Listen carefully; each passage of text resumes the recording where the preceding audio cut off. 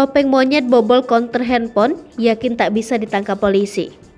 Seorang pelaku pencurian di kota Palembang melakukan aksi yang tak biasa. Kali ini pelaku pencurian mencoba mengelabui kamera CCTV yang merekam aksinya. Pelaku mengenakan penutup kepala topeng monyet dalam aksinya membobol sebuah konter handphone di kawasan Kertapati, kota Palembang. Si pelaku berkeyakinan aksinya tak bakal terungkap dengan modus menutup kepala topeng monyet.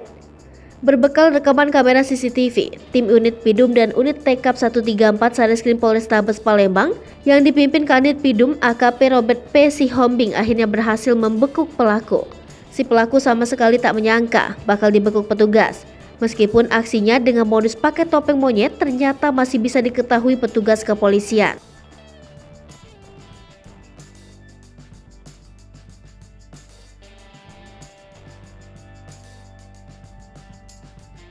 Afandi.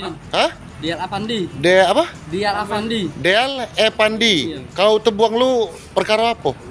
365. 365. Nodong. Iya. Begal Apa hasilnya? Handphone apa? Handphone. Handphone. Kau tuh ditangkap polsek mana? Apa ini? Di Pak Jo. Berapa tahun?